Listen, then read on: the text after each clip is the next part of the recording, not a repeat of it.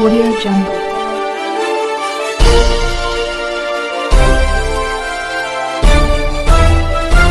Audio Jungle. अभी आप देख रहे हैं कंचन न्यूज। इसे लाइक शेयर सब्सक्राइब करना ना भूलें ताकि न्यूज का नोटिफिकेशन सबसे पहले आपके पास पहुंचे। अब चलिए खबरें विस्तार से। और 500 दिन पूरा होने के बाद हमने अपने विपक्ष की सशक्त भूमिका का और जनता के हित में जो कार्य हुए हैं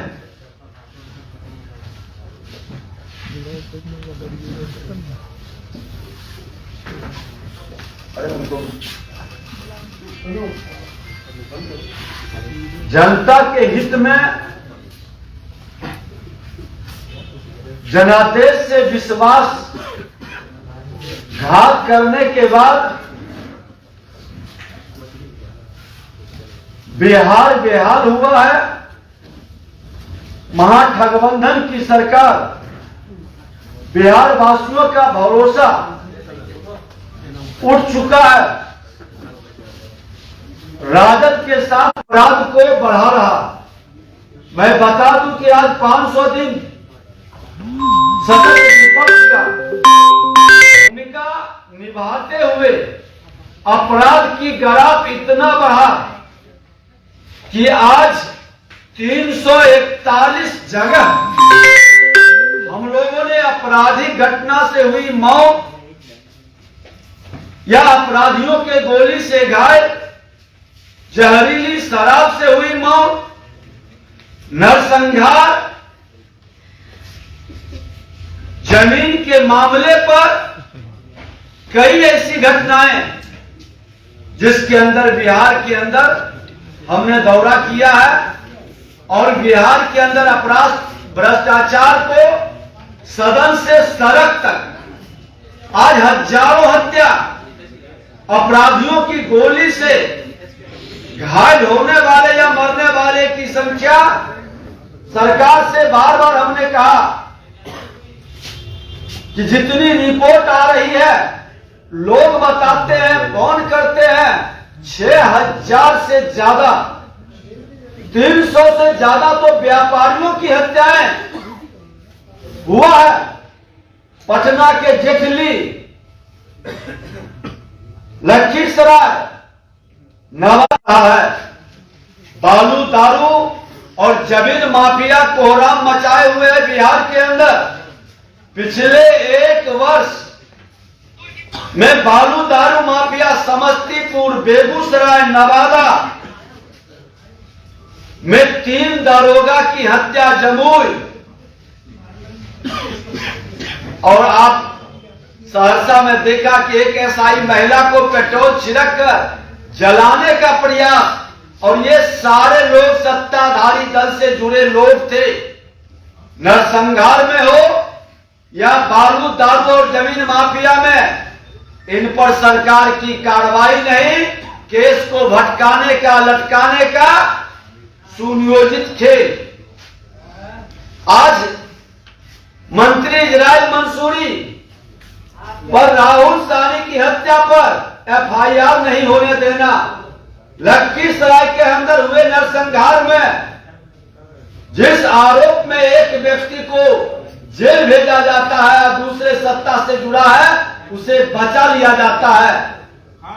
ये सरकार की सत्ता और विपक्ष के अलग अलग चश्मे से, और अपराधियों पर में भी सत्ता और विपक्ष की अपराधी का भाव रखना, ये कहीं न कहीं अराजकता का माहौल खड़ा कर रहा है।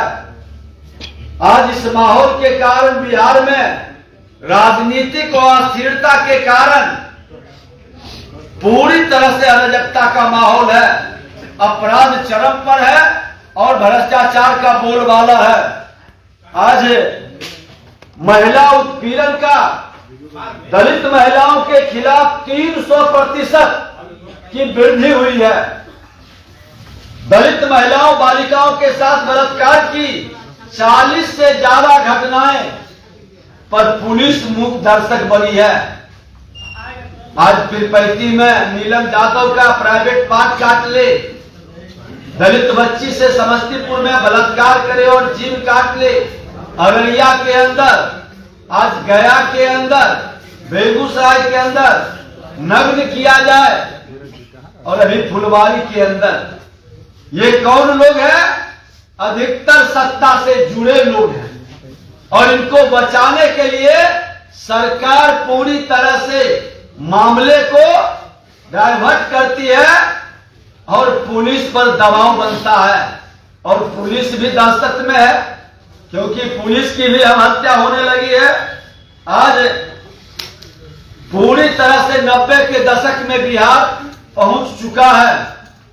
अपराध भ्रष्टाचार पर का प्रकाष्ठा ये है कि थाने से, अंचल से लेकर राज्य सचिवालय तक बिना रिश्वत का कोई काम नहीं हो रहा है।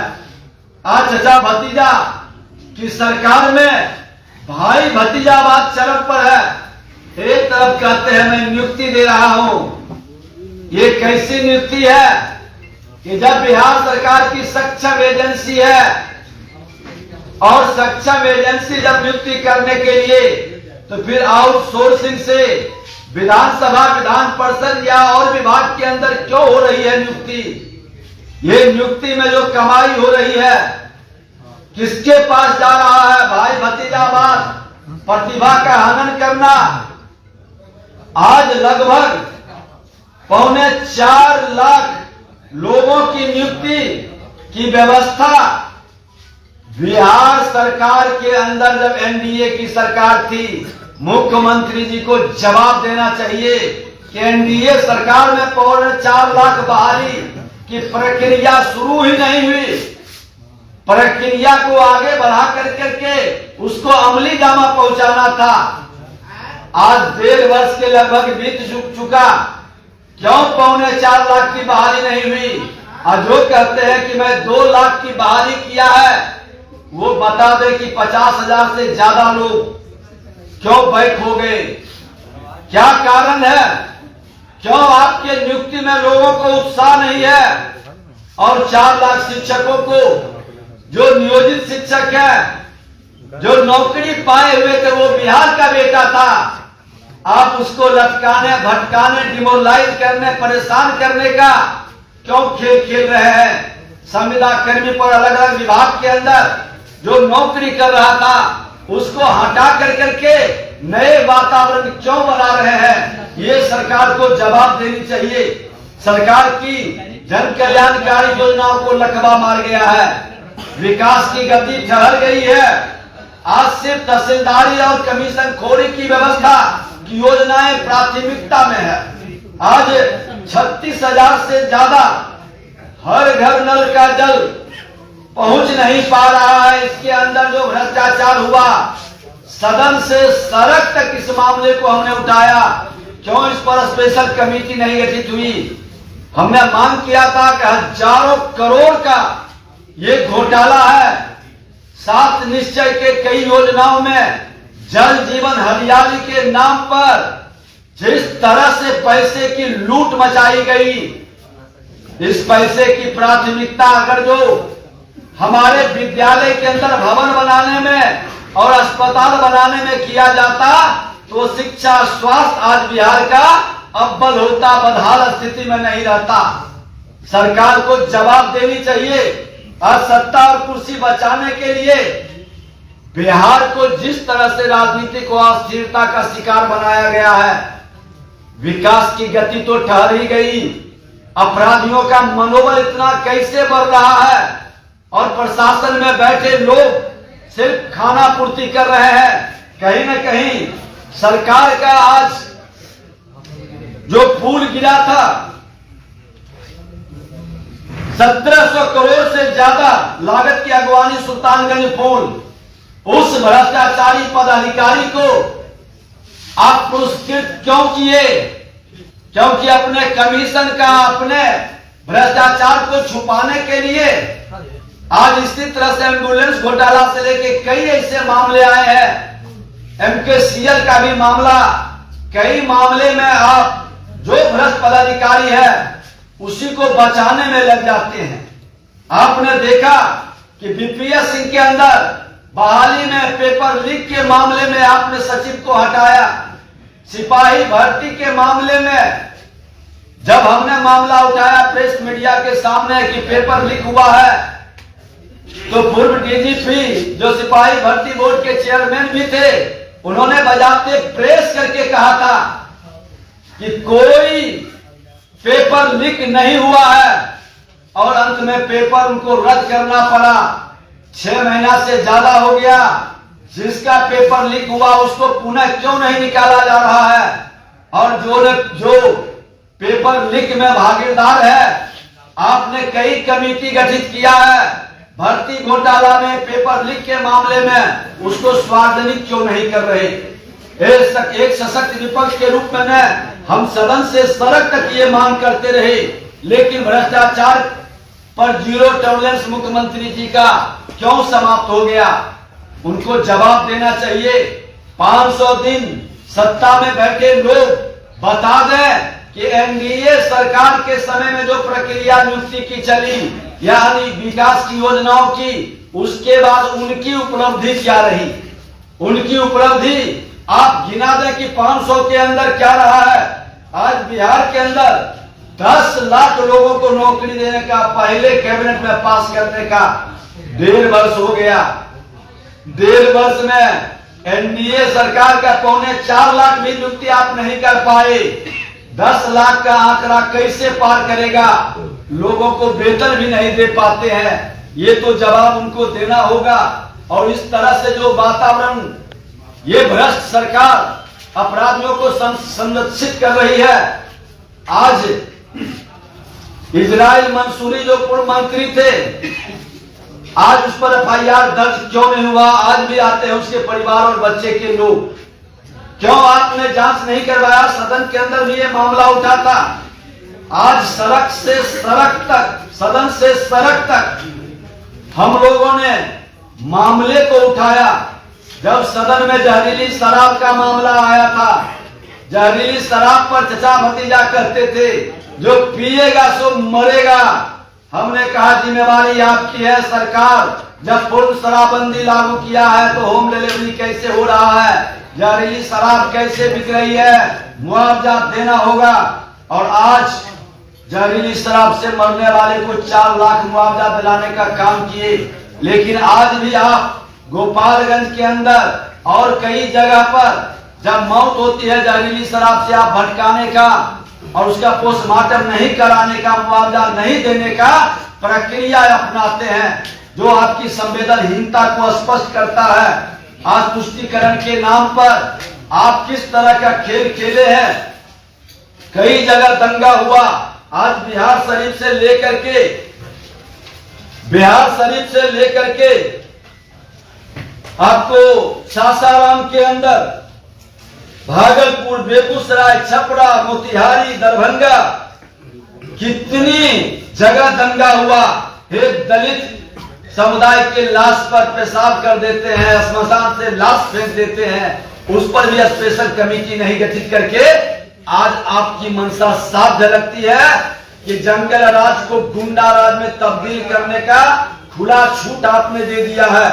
आज दलित उत्पीड़न दरभंगा के अंदर, समस्तीपुर के अंदर, बेगूसराय के अंदर, अररिया के अंदर, फुलवारीशरीफ के अंदर आप उस पर कोई रिपोर्ट कार्ड जारी नहीं कर सकते।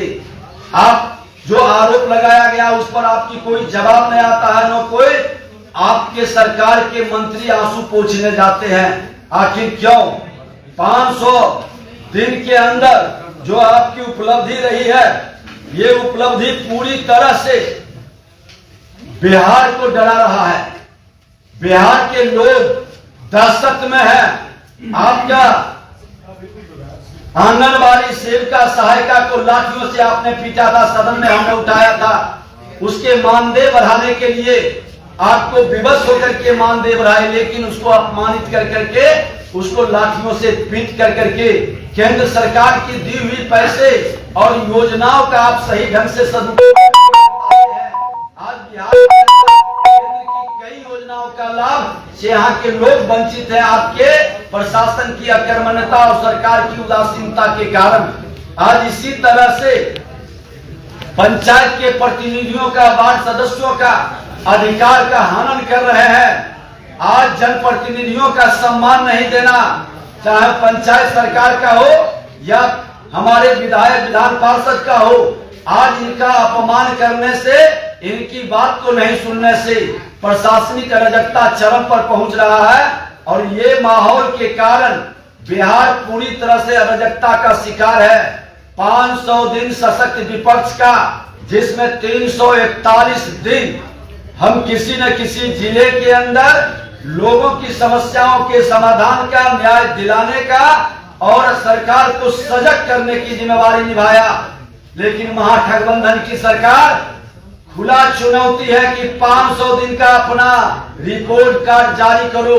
जो आपके रीजन में कितनी बहाली की प्रक्रिया आपने शुरू किया, कितने संविदा कर्मी नियोजित लोगों को आपने अस्थायीकरण की व्यवस्था बनाया, अपराध भ्रष्टाचार पर आपने कितना अंकुश लगाया, ये जवाब देना चाहिए। ये सरकार को नैतिकता के आधार पर नरसंहार कराने की मानसिकता रखने वाले को सत्ता में बने रहने का कोई औचित्य नहीं है। लोगों के बीच घृणा और नफरत का भाव पैदा करके समाज को भ्रमित करने का खेल खेल रहे हैं।